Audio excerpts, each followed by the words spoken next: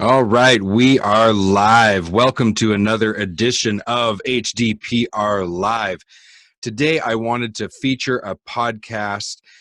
I met RJ on LinkedIn. Now, RJ is the host of the Truck and Hustle podcast. He's all about the trucking industry. He's been in the trucking industry for many years. We were hoping to have him on the actual live broadcast today, but for some unknown reason at this time, we weren't able to connect. So I'm hoping that RJ is doing okay, and we will definitely get him on. Perhaps even while we're talking, he may be able to make it. So what sometimes people might ask, like, Jamie, you're a podcast host, you're an independent, and you've been bringing on people onto your program, and you've been, helping them promote their podcast. Like, isn't that helping the people compete against you in essence? And I don't really look at it that way. So for example, we had Alcoa Wheels, Behind the Wheels, their podcast. I mean, that is a very, very specific niche. And on the Heavy Duty Parts Report, we're talking about the trucking industry, keeping trucks on the road, lowering cost per mile, keeping them repaired. And if I can bring someone on and introduce you to someone who can help you in what you're doing. So if you're an independent repair shop owner, if you're a fleet maintenance manager, maybe you're a parts person trying to learn more because you're new to the industry, I want to be able to expose you to as many different resources as possible. So I don't really look at it like competition. And that's why I wanted to, oh, excuse me, got an itch there. That's why I wanted to introduce you to RJ and the Truck and Hustle podcast. So that's exciting. Go check it out. Maybe it's something that will be able to serve you. Of course, I don't want you to go away from our show, but it's really important, I think, for independents to come together and work together to support the trucking industry. The trucking industry needs our support. It is essential. And with everything going on in the world today, there's a lot to be concerned about.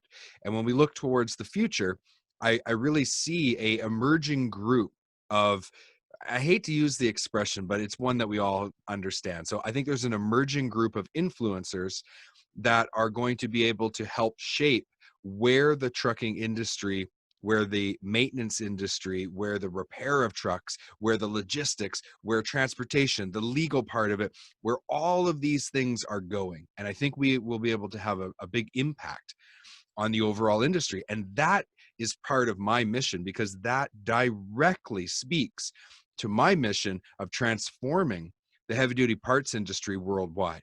And the reason I want to transform it is not so that it's with the idea of making it better, and for the next generation and the next generation that are going to be a part of it. The parts people that are going to have to know all about electrical systems, that are going to have to know, who maybe won't even know what an SCAM brake is, right? Some of that traditional stuff that we all grew up learning and that we've been doing for years and years and years, now that stuff's probably going to be really, really old technology way in our past. And so if I can be a part of that, and if I can connect our industry with other people who are trying to influence it and trying to impact it in a positive way, that's exactly what I want to do. I really appreciate also the support that I'm getting from the industry. And without support from people like you, I couldn't do what I do. And so I need to take a minute to just say thank you so much for supporting the Heavy Duty Parts Report, HDPR Live, commenting, liking, being engaging with the content that we produce, encouraging me to keep going. I'll give you a little bit of behind the scenes. When you are a content creator like I am, there's kind of two battles that you're always fighting. One is ensuring that the content you produce is engaging, is relevant, and is valuable. And that takes a lot of creative energy. You got to really think things through. There's another aspect to it, because you can't just be creative and then just kind of have a shotgun approach. You have to be really, really consistent.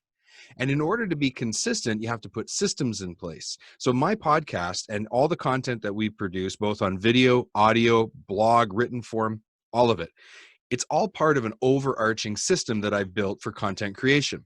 I've hired employees. I have assistants who work for me. I have people who have specific jobs that they do, and it's very, very repeatable.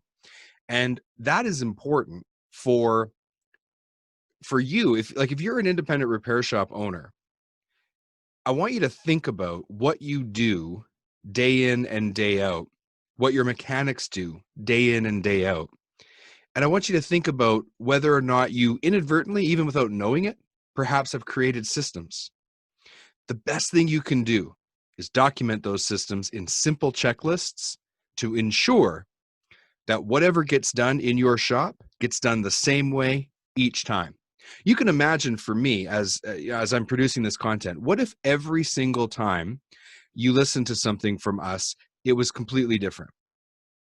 First of all, that would be a nightmare for us on the content production side, but also for you, you wouldn't know what to expect next. Am I going to like it? Am I not going to like it? Is it something is going to be relevant to me? Oh, today he's talking about something that's not even related to the trucking industry.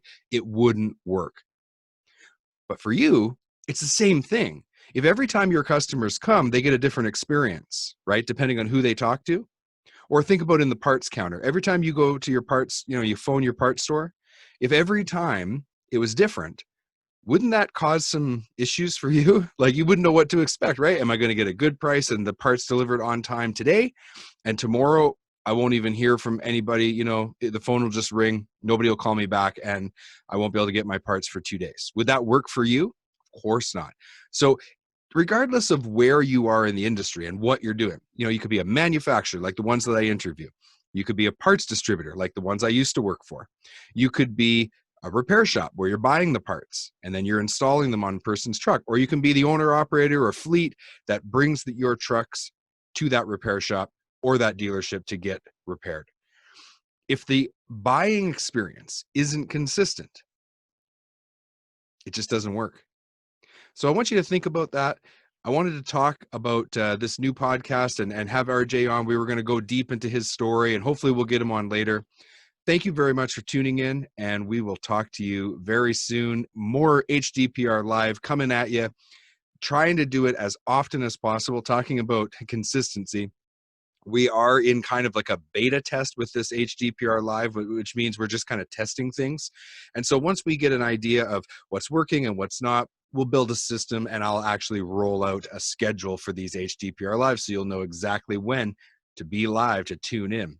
All right. Thanks very much. And we'll talk to you very soon.